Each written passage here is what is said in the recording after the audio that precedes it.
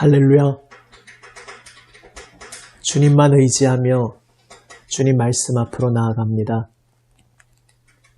함께 찬송합니다. 찬송가 279장입니다. 인내하신 구세주여. 279장입니다. 인내하신 구세주여, 내가 비오니 죄인 오라 하실 때에 날 부르소서. 주여 주여 내가 비오니 죄인 오라 하실 때에 날 부르소서. 자비하신 보좌 앞에 꿇어 엎드려 자복하고 회개하니 믿음 주소서. 주여 주여 내가 비오니 죄인 오라 하실 때에 날 부르소서. 주의 공로 의지하여 주께 가오니 상한 마음을 고치시고 구원하소서. 주여 주여 내가 비오니 죄인 오라 하실 때에 날 부르소서. 만복 근원 우리 주여 위로하소서.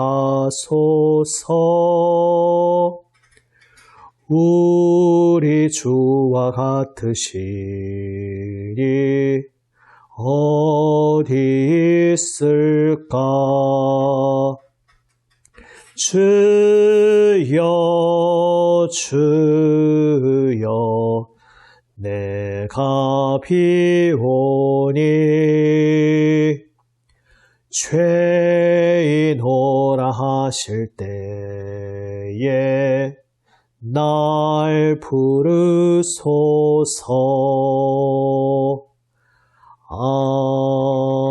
아멘.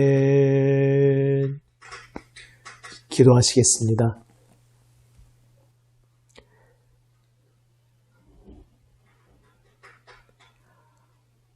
아버지 하나님, 말씀하여 주시옵소서. 말씀하여 주시옵소서.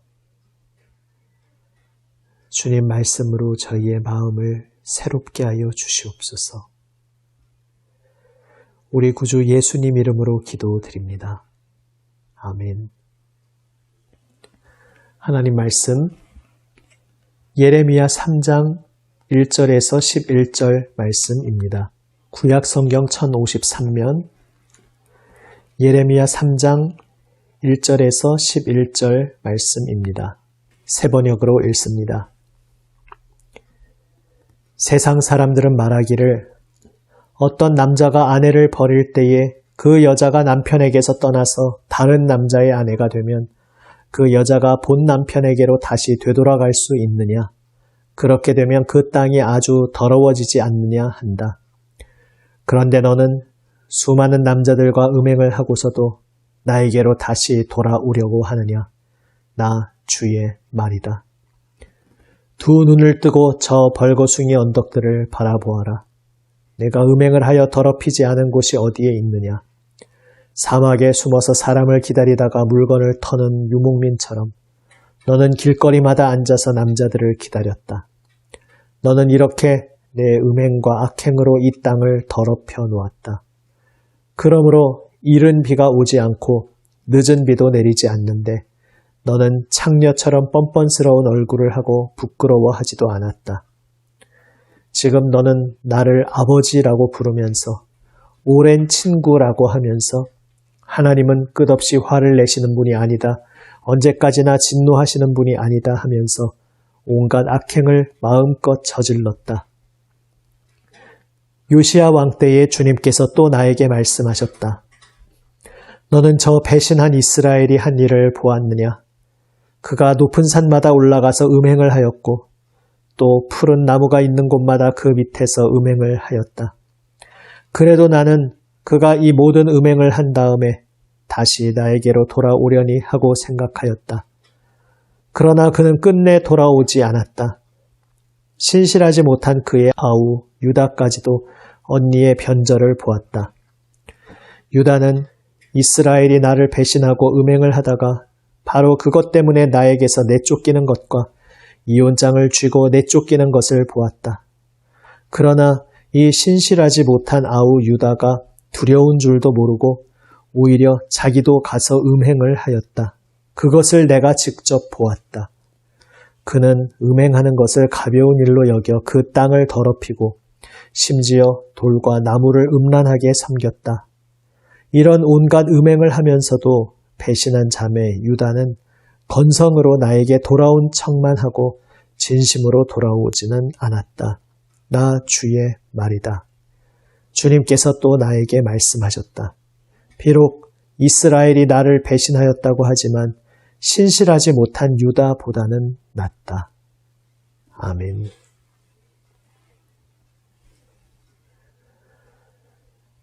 주님께서 부부의 비유를 들어서 유다 백성에게 말씀하십니다. 남편과 헤어진 후에 다른 남자에게 갔다가 다시 본 남편에게, 처음 남편에게 아무렇지도 않게 되돌아올 수 있겠느냐? 그럴 수는 없지 않느냐? 말씀하십니다. 왜 이 말씀을 하십니까?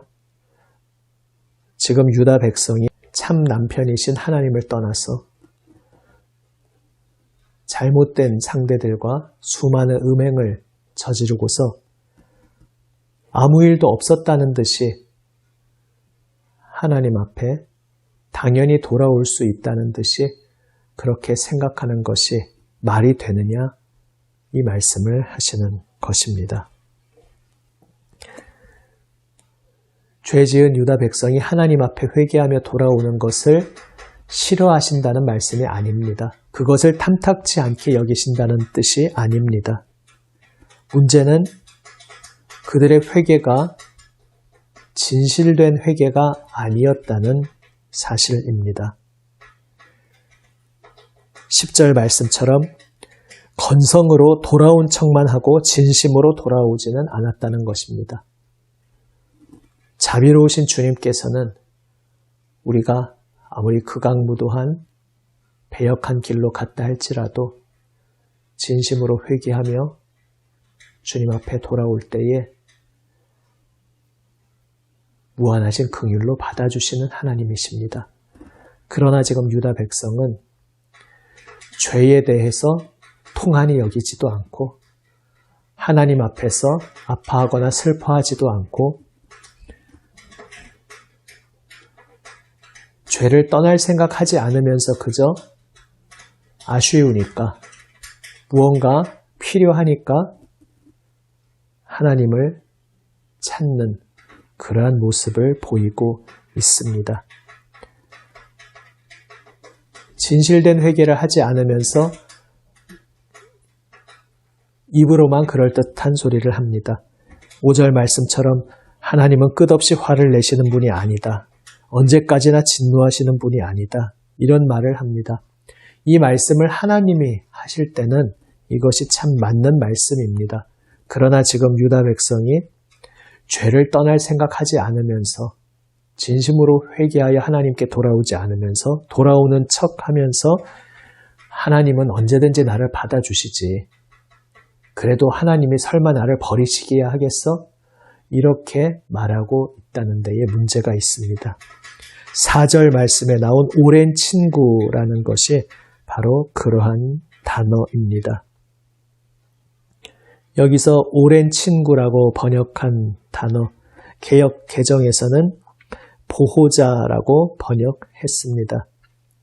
이 말은 알루프라는 히브리어 단어로서 정말 서로에 대해서 너무나 친밀하게 익숙하게 잘 알고 있는 그러한 관계에 있는 상대를 일컫는 단어입니다. 그러니까 이렇게 말하고 있는 것입니다. 아유, 우리가 남입니까, 하나님? 하나님 저 사랑하시잖아요. 하나님 저를 버리실 리가 있겠습니까? 우리 관계가 어떤 사이인데 죄악을 떠날 생각을 하지 않으면서 피상적인 이러한 피상적인 안일한 낙관주의로 거짓된 낙관주의로 아무렇지도 않다는 듯이 하나님 앞에 나오는 모습을 하나님께서 가증히 여기신다는 말씀을 하십니다. 예전에 제가 택시 탔을 때의 이야기를 한번 말씀드렸습니다. 그때 택시를 운전하시던 운전기사분이 교회가 참 이상한 곳이라고 말씀을 하셨습니다. 주중에 실컷 죄짓고 주일에 예배당에 모여서 죄지었습니다. 회개하고 또 주중에 나가서 죄짓고 이게 무슨 정신 나간 짓이냐? 이런 말씀을 하셨습니다. 바깥에서 바라볼 때에 그렇게 보일 수 있습니다. 그리고 교회에서 신앙생활을 하는 분들도 우리에게 익숙해진 그 반복되는 모습, 주일마다 모여서 계속 죄를 회개하는 그 모습 속에서 우리의 신앙생활이 그런 것이라고 오해하고 있을 수 있습니다. 주중에는 죄짓고 주일에는 와서 죄를 회개하고 그러나 예배 때에 죄를 고백하는 순서가 있는 것은 그러한 의미로 있는 것이 아닙니다. 이제 예수 그리스도 안에서 정결함을 입은 우리는 죄를 미워하고 죄 근처에도 가지 않는 삶을 살도록 부름받았습니다. 그래서 주중의 모든 삶 속에서 성령님의 인도하심에 나를 내어 맡기며 주님의 능력으로 죄를 멀리하고 죄와 싸우며 의로운 길을 걸어가야 합니다. 그럼에도 불구하고 우리가 또 넘어지고 또 실수할 때가 있기에 실패할 때가 있기에 그래서 주일마다 예배 시간에 우리는 죄를 고백하며 하나님 앞에 나아가는 것입니다. 그런데 그러한 반복되는 순서를 오해해서 주중에 아무렇지도 않게 하나님 믿지 않는 이 세상의 방향에 함께 휩쓸려서 고민 없이 살아가면서 주일에 그저 습관적인 종교 행위로 계속해서 죄를 고백한다면 오늘 예레미야 본문 말씀을 통해 꾸짖으시는 하나님의 그 말씀 앞에서 우리도 하나님의 꾸지람을 듣게 될 것입니다. 하나님을 향해 오랜 친구라고 말하면서 하나님은 나를 용서해 주시는 분이잖아요. 이렇게 고민 없이 살아가는 그러한 자리에서 이제 돌이켜야 합니다. 하나님께서 죄를 미워하신다는 것을 알고 내가 죄악된 길을 행할 때에 하나님께서 아파하시고 슬퍼하신다는 것을 기억해야 하겠습니다. 흔히 세상 법적 질서에서 말하는 노골적인 죄들을 내가 범하지 않는다고 해서 내가 죄인이 아니다, 내가 죄짓지 않고 잘 살고 있다 이렇게 스스로를 속여서는 안 되겠습니다. 내 마음이 정말로 하나님께 향해 있는지, 정말로 하나님을 의지하고 있는지, 정말로 오늘도 나의 삶의 순간순간 하나님의 뜻이 무엇인지 구하며 하나님 말씀 앞에 엎드리고 있는지 우리 자신을 돌아보아야겠습니다. 그렇지 않고 하나님 의지하지 않고 하나님 말씀에 관심을 두지 않고 나를 향하여 말씀하시는 주님의 뜻에 마음을 두지 않고 내가 생각하고 내가 궁리하고 내가 결정해서 살아간다면 바로 그것이 하나님 없이 살아가는 우상숭배의 삶이며 죄악의 삶이라 주님께서 말씀하십니다.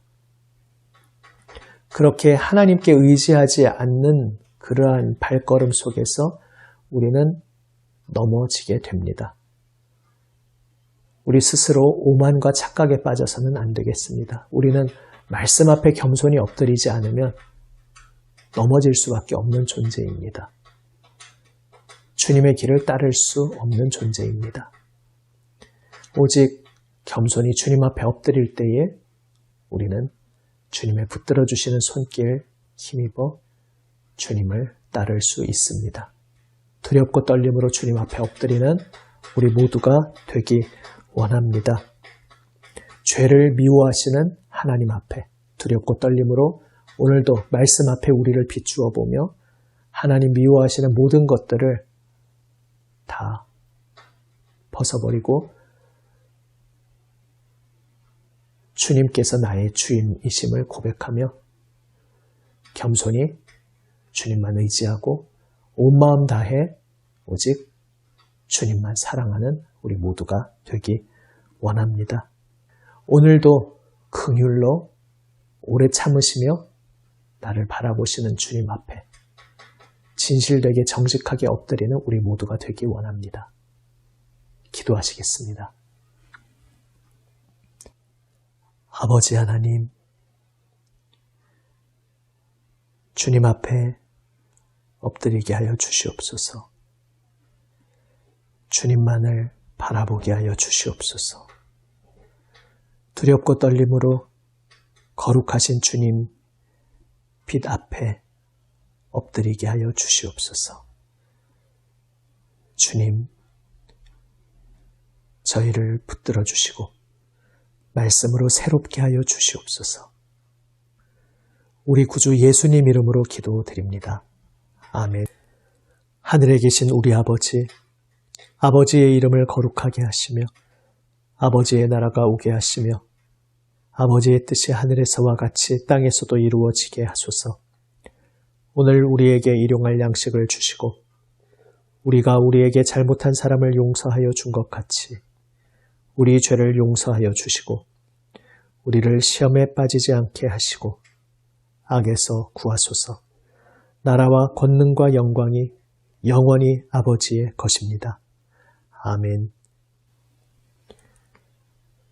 오늘도 우리에게 들려주시는 주님 말씀 가슴 깊이 진지하게 받아들이고 새기기 원합니다.